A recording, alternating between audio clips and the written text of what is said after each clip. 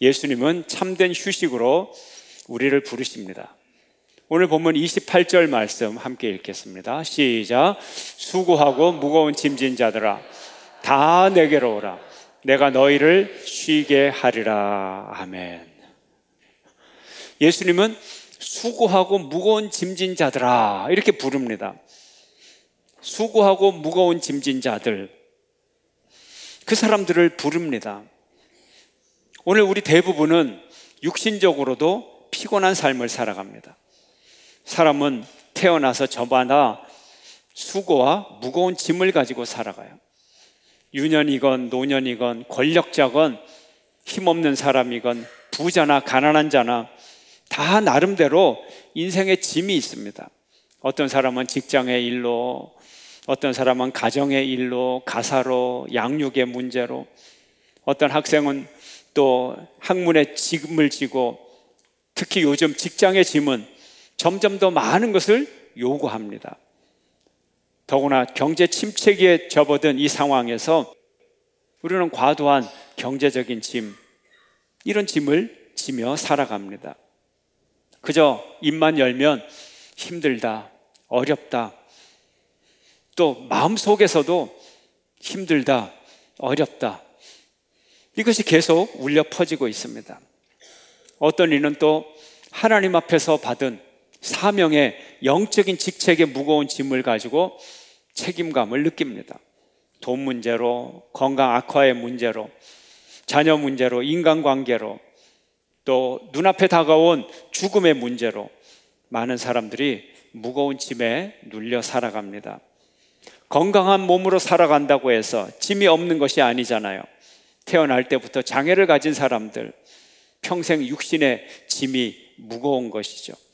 어떤 사람은 어려운 환경 가운데서 또 잘못된 만남 때문에 자기 짐뿐만 아니라 남의 짐까지 져야 되는 인생의 짐이 더욱 무거운 사람이 있습니다. 어떤 사람은 한 번의 사고가 감당할 수 없는 인생의 큰 무거운 짐이 되기도 하는 것입니다. 삶의 짐이 무겁습니다. 더구나 마음의 짐도 무겁습니다.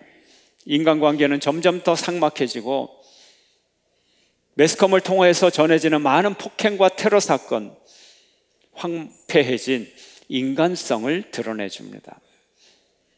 그 황폐해진 인간성, 영혼의 상태, 관계에서 결정이 되고, 관계를 통하여 영향을 받을 뿐만이 아니라 관계에 영향을 주는 그런 마음의 피곤함이 온 사회 속에 퍼져 있습니다. 그러나 이것은 특별한 일이 아닙니다. 무거운 짐을 지고 땀 흘리고 고생하고 수고하다가 죽는 것, 이것이 우리 인생에 정해진 운명입니다. 창세기 3장 17절은 이렇게 말합니다.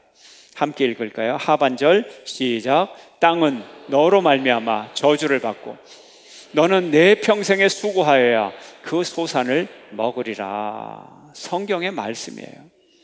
그저 가만히 있는데 숟가락으로 밥이 입으로 들어온다, 그런 거 없다는 거죠. 한 숟갈의 밥을 먹기 위하여 얼마나 많은 수고와 땀을 흘려야 되는지, 그것이 인생이라고 말해요. 그것이 언제까지? 죽을 때까지. 창세기 3장 19절 상반절은 이렇게 말합니다. 함께 시작. 내가 흙으로 돌아갈 때까지 얼굴에 땀을 흘려야 먹을 것을 먹으리니. 우리가 편안하게 새끼 밥을 먹는 것은 하나님의 특별한 은혜 중에 은혜입니다. 선물 중에 선물입니다. 흙으로 돌아갈 때까지 얼굴에 땀을 흘려야 먹을 것을 먹는다, 이렇게 성경은 말합니다. 우리 인생의 수고는 끝이 없어요. 태어나기 전부터 또 태어나서 문제의 문제를 이어가고, 사건의 사건을 이어가고, 고난의 고난을 이어가는 것이 우리 인생의 연속인 것입니다. 그런데 예수님은 이런 수고하고 무거운 짐진 자들을 향하여서 다 내게로 오라, 이렇게 초대하고 계시는 것입니다. 수고하고 무거운 짐진 자들 중에서 소수를 초대하는 것이 아니고, 어떤 조건에 맞는 사람만 초대하는 것이 아니라 수고하고 무거운 짐진 자들은 어떻게? 모두 오라. 모두 초대하시는 말씀. 왜 초대하시죠? 그 다음에 예수님은 내가 너희를 쉬게 하리라 하고 약속을 하십니다.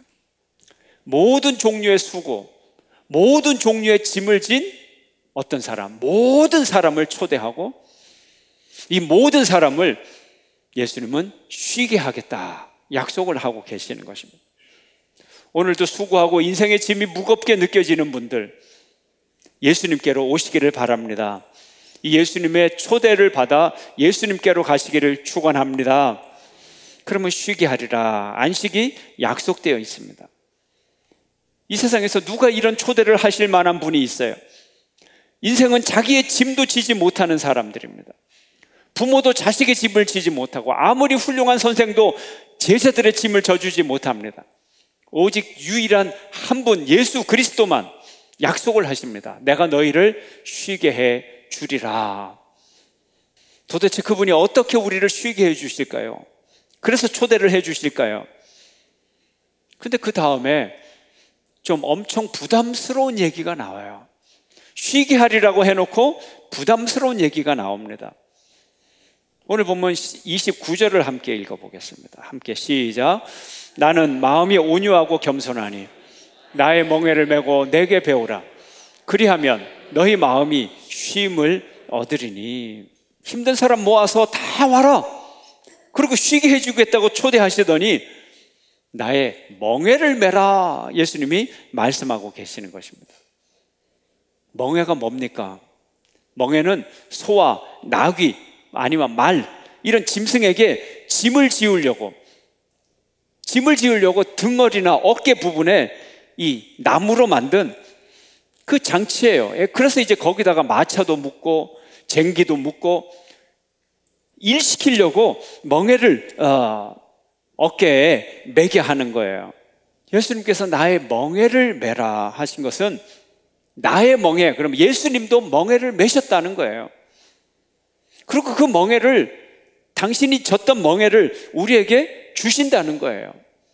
예수님이 멍에를 맺고 우리 보고 멍에를 매라 그러면 뭐를 또 해야 되는 거예요? 멍에만 맵니까? 그 다음에 뭐를 해야 돼요? 짐을 지라는 거죠. 세상의 짐진 자들을 향하여서 와서 또 짐을 지라는 거예요. 이게 예수님의 안식의 초대인 것입니다. 멍에를 메고 짐까지 져라. 그런데 주님, 짐이 있는데요? 짐 없는 사람이 없는데요? 우리 인생의 평생의 과제가 짐이에요. 아까 창세기 3장의 말씀도 그렇지만 엄마 뱃속에 있는 아이도 과제가 있어요. 그 숙제를 해야 돼요. 아이가 어떻게 해요? 뱃속에서 건강하게 자라줘야죠. 건강하게 자라줘야죠. 그리고 잘 태어나야죠. 태어나면 끝입니까? 숨도 잘 쉬어야 되고 젖도 잘 먹어야 되고 건강하게 자라나야 되고요. 그리고 빨리 뒤집고 빨리 기어야 되고 말이죠. 일어서야 되고 걸어야 되고 뛰어다녀야 되고 말도 익혀야 되고 평생의 짐이 얼마나 많은지 몰라요. 끝이 없어요. 창세기 말씀처럼 죽을 때까지 땀을 흘려야 밥을 먹는 것처럼 우리 평생의 과제는 끝이 없어요. 죽을 때가 다 되어서 이제 병원 침대에 누워 있어요. 그때는 과제가 없나요? 그때도 과제가 있어요. 이 연약함을 딛고 일어서느냐, 아니면 이 연약함을 인정하고 받아들이느냐, 죽음 앞에서도 죽음을 거부할 것이냐, 죽음을 받아들일 거냐, 그 결단 자체가 자기의 과제라는 거예요. 이런 짐, 이런 인생의 과제들, 인생의 이 모든 문제, 이것 중에 가장 무거운 짐이 무엇일까요? 가장 근본되는 짐이 무엇일까요? 근본되는 짐은 단호하게 정의해서 죄의 짐이라고 말할 수가 있습니다. 이 모든 짐의 근본에는 죄가 있기 때문에 그래요. 이 죄의 짐이 가장 무거운 짐이면서 근본적인 짐입니다. 모든 인생의 짐을 요약해서 한마디로 표현하면 죄의 짐이다, 이렇게 말할 수 있는 거예요. 이 죄의 짐이 그렇게 인생을 누르기 때문에 이런 결과가 온 거예요. 창세기 4장 13절에 인류 최초의 살인자인 가인이 이렇게 고백을 했어요. 가인이 여호와께 아뢰되 내 죄짐을 지기가 너무 무겁습니다. 죄는 자기가 지어놓고 그 짐을 감당하지를 못하는 거예요. 이게 인생이에요. 다윗 왕이 죄로 인한 고통을 이렇게 고백하죠. 내가 입을 열지 아니할 때에 종일 신음함으로 내 뼈가 쇠하였다. 뼈가 부서지는 그런 이 고통이 죄의 짐이라는 거예요. 그런데 예수님은 우리의 죄짐까지도 져주십니다. 예수님의 짐이 뭔가요? 우리의 죄짐을 져주시는 짐이에요. 십자가의 짐이에요. 사람의 죄의 짐이에요. 그러니까 우리가 주님 앞에 나갈 때도 우리는 죄의 짐을 벗어버릴 수가 없는 거예요. 그런데 예수님이 나의 멍에, 나의 짐이라고 할 때 그 예수님이 뭐예요? 우리의 죄짐을, 십자가의 짐을 지심으로 사람의 죄를 지시는 거예요.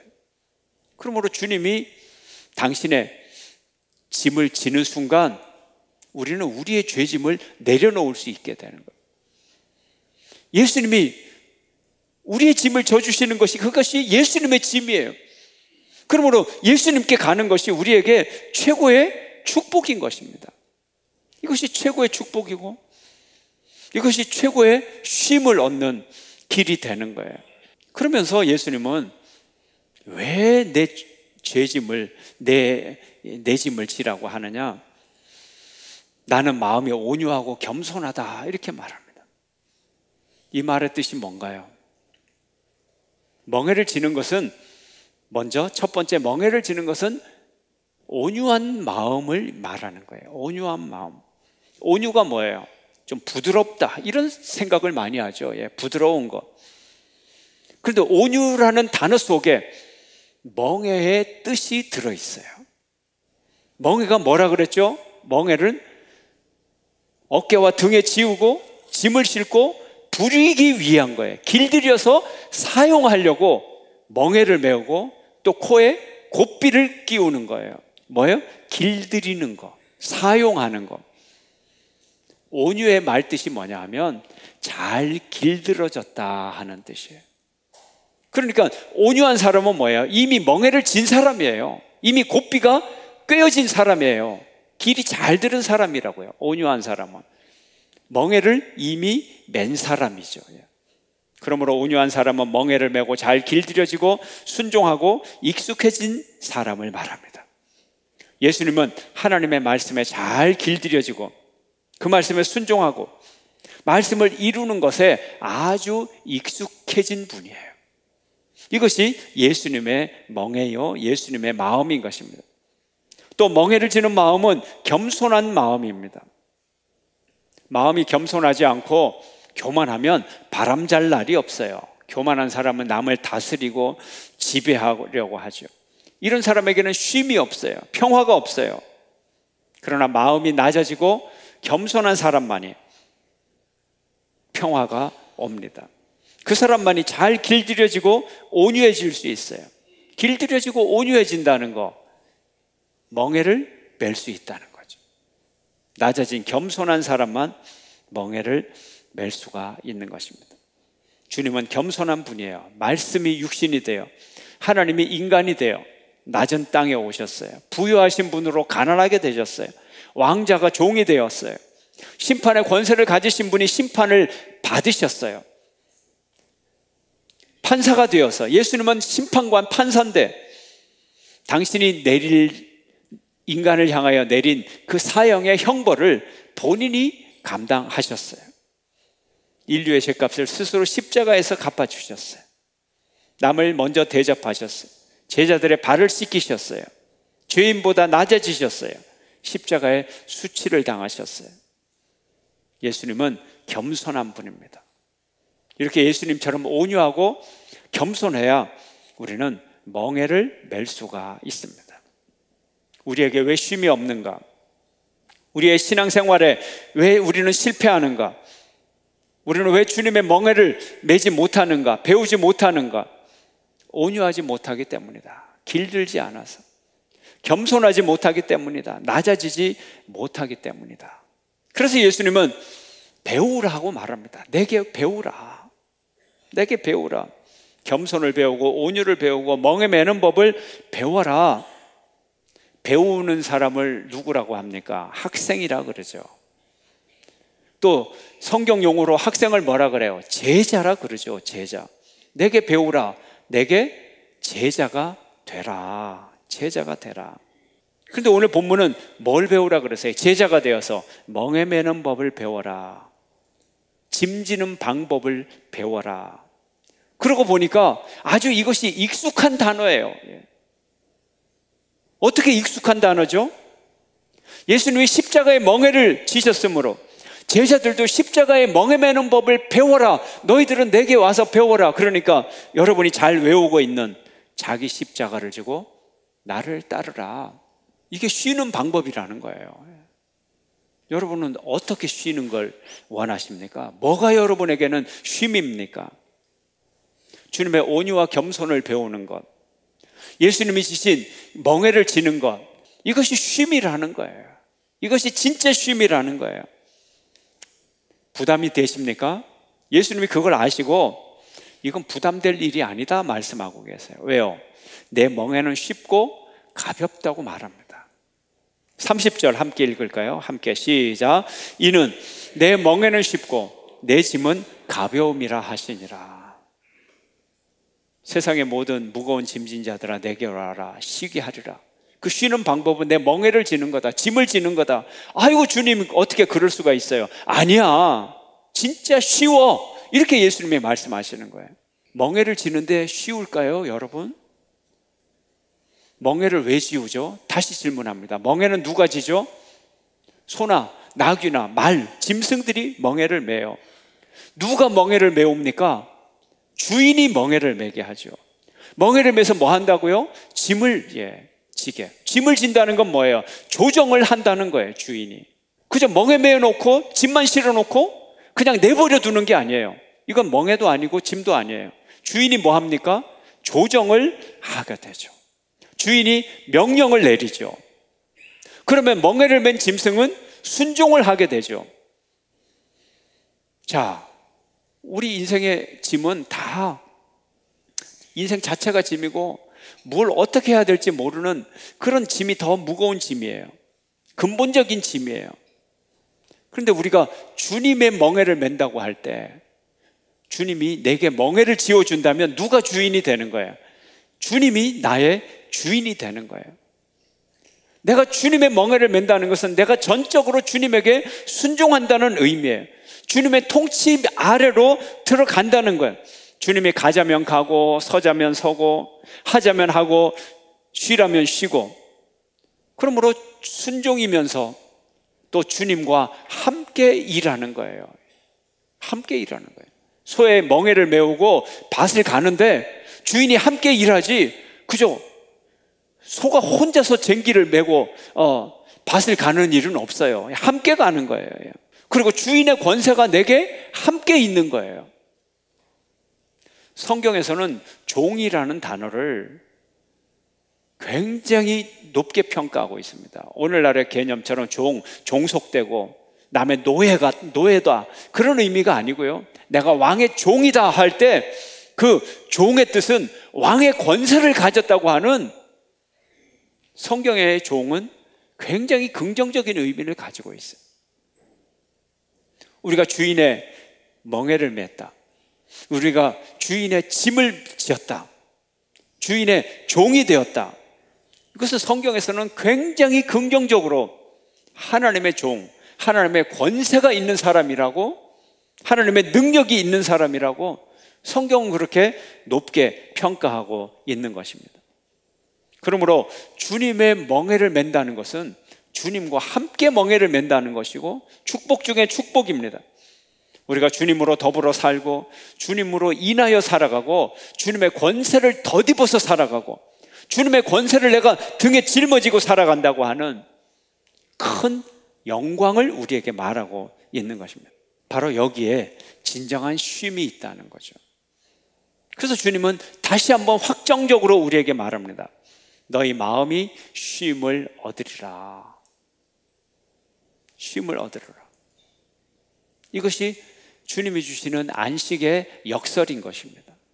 진정한 휴식은 모든 것을 내려놓는 것이 아니라 멍에를 갈아 끼우는 거다.